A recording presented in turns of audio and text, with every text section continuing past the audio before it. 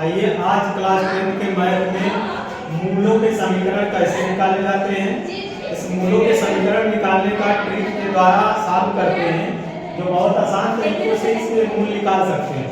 तो मूल निकालने के लिए हम सबसे पहले क्या करते हैं, इसको समीकरण के रूप में ax² plus bx plus c equal to 0 के रूप में बनाते हैं। सबसे पहले ऐसे समीकरण बना लेंगे तो इसमें अल्फा प्लस बीटा मूलों का योग होता है alpha plus beta equal to minus B by A, alpha into beta equal to C by ए।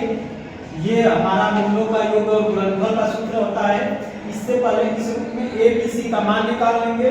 अब मूल्य निकालने के लिए एक और फार्मूला होता है x equal to minus B plus minus under root के B square minus 4ac by 2a। इस फार्मूले से हम x के दो मान निकालेंगे। x के दो मान कैसे निकालेंगे, पहले इसको समीकरण बना लीजिए। a1 b1 c1 का मान निकालिए, a b c का मान निकाल लीजिए, इसमें रख दीजिए, हमारा आंसर आ जाएगा। देखिए इसको समीकरण को बनाइए पहले। यहाँ पर x minus 1/x equal to 3 हो तो इसका एलसीएम ले लीजिए। लघुत्तम लेने के बाद एक और x का x आता है, एक में x का भाग देंगे तो x आएगा, x का स्क्वायर x में x का गुणा करेंगे x square minus x cut जाएगा, एक बचेगा 1 इक्वल टू 3।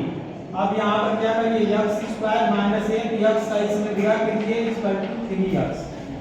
इसको इधर ला x स्क्वायर माइनस 1 इसके इधर लाएंगे तो माइनस 3x इक्वल टू 0। अब इसको x square minus 3x minus 1 equal to 0, ये समीकरण का रूप बन गया। इस तरह के रूप में समीकरण मिला दिए। यहाँ पर क्या करेंगे, दिया x square minus 3x minus 1 equal to 0। अब यहाँ से देखिए इसके आगे कुछ नहीं तो 1 होता है। a का मान 1 है, b का मान माइनस 3, c का मान माइनस 3, इसमें रख दीजिए। x इक्वल टू b का मान minus 3 minus 3 plus minus under root में b का मान माइनस 3 है तो माइनस 3 का स्क्वायर कर दीजिए, माइनस 4 हुए। a का मान क्या है, a का मान 1 है और c का मान माइनस